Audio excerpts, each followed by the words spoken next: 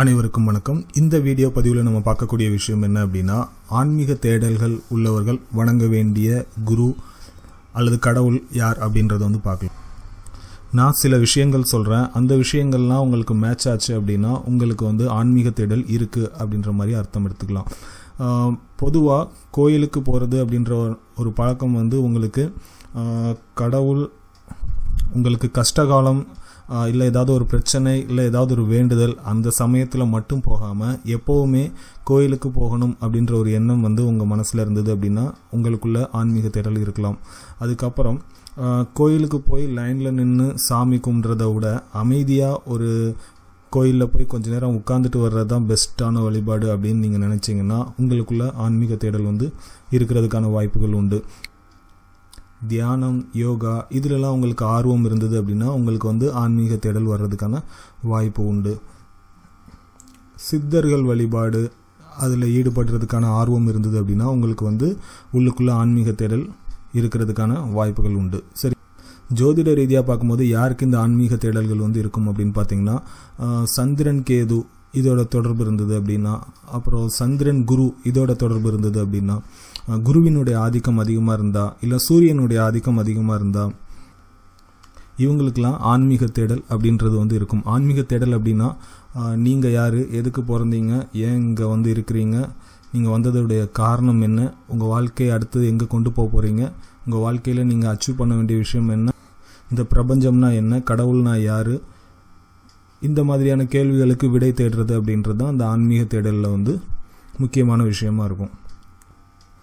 சரி, இந்த ஆன்மீக தேடல்கள் உள்ளவங்க யாரெல்லாம் வழிபடலாம் அப்படின்னு பார்த்தீங்கன்னா, ஆரம்ப ஸ்டேஜில் இருக்கீங்க அப்படின்னா உங்கள் ஏரியாவில் இருக்கக்கூடிய ஏதாவது பாபா, குருஜி, சித்தர்கள் அப்படின்ற மாதிரி நிறைய பேர் இருப்பாங்க. ஸோ அவங்கள வழிபட ஆரம்பிக்கலாம். அதுக்கப்புறம் சுவாமி விவேகானந்தர் வழிபட ஆரம்பிக்கலாம். ஆன்மீக குருக்கள் யாராவது இருந்தாங்க அப்படின்னா அவங்கள வழிபட ஆரம்பிக்கலாம். அதுக்கு அடுத்த ஸ்டேஜ் அப்படின்னு பார்த்தீங்கன்னா, ரமண மகரிஷி, அப்புறம் பாண்டிச்சேரியில் அந்த அன்னை, ஏமாத்தாமல் நிறைய நல்ல சாமியார்கள் இருக்காங்க, பேருக்கு பின்னாடி ஆனந்தா சேர்த்துட்டு. ஸோ அவங்கள வழிபட ஆரம்பிக்கலாம். யோகிகள், ரிஷிகள் இவங்கள வழிபட ஆரம்பிக்கலாம். அதுக்கப்புறமா ரஜினி படத்தில் வருவார் இல்லையா, மகா அவதார் பாபாஜி, ஸோ அவரை வழிபட ஆரம்பிக்கலாம். நிறைய சித்தர்கள் இருந்தாலும் தமிழ்நாட்டில் முக்கியமாக நம்ம 18 சித்தர்களை வழிபட்டுருக்கோம். அந்த 18 சித்தர்கள்லையும் பார்த்தீங்கன்னா அகஸ்தியர், போகர், கோரக்கர் இவங்க வாழ்ந்த இடங்கள் இருக்குது. அதுக்கப்புறம் இவங்க வணங்கின இடங்கள் இருக்குது, இவங்க தவம் செஞ்ச குகைகள் இருக்குது. ஸோ இந்த சித்தர்களினுடைய வழிபாடுகளை மேற்கொண்டீங்க அப்படின்னா உங்களுக்கு ஆன்மீக தேடலில் விடை கிடைக்கிறதுக்கான வாய்ப்புகள் உண்டாகும். கடவுள் அப்படின்னு போயிட்டீங்க அப்படின்னா முருகனை பக்திக்காக இல்லாமல் ஒரு சித்தராக நினச்சி வழிபட்டீங்க அப்படின்னா முருகனுடைய அருள் உங்களுக்கு நிறைய ஆன்மீக விஷயங்களில் உங்களை அடுத்த லெவல் கொண்டு போகிறதுக்கான வாய்ப்புகள் உண்டு. நார்மலாக நம்ம பக்திக்காக என்ன பண்ணுறோம் அப்படின்னா வேல் குத்திக்கிறது, இல்லைன்னா நடைப்பயணம் மேற்கொள்கிறது, மாலை போடுறது அந்த மாதிரி இருக்கும். அது இல்லாமல் முருகரை சித்தராக நினச்சி வழிபடலாம். ஏன்னா நிறைய சித்தர்கள் முருகனை வழிபட்டதை நம்ம பார்க்குறோம். உங்களுடைய அந்த ஆன்மீக தேடலுக்கான பல விஷயங்களுக்கான விடை கிடைக்கிறது எப்போ பார்த்தீங்கன்னா சிவ வழிபாட்டில் கிடைக்கும். சிவனை முழு முதற் கடவுளை எடுத்து சிவனுக்காக எல்லா விஷயங்களும் நீங்கள் பண்ணும்போது உங்களுக்கு உங்களுடைய ஆன்மீக தேடலில் பல விஷயங்களுக்கான அர்த்தம் கிடைக்கும். அதே மாதிரி இந்த ஆன்மீக தேடல்கள் பண்ணுறவங்க சித்தர்களுடைய ஜீவ சமாதிக்கு அடிக்கடி போயிட்டு வரலாம். குறிப்பாக வியாழக்கிழமை போடுறது அப்படின்றது ரொம்ப நல்ல விஷயம்.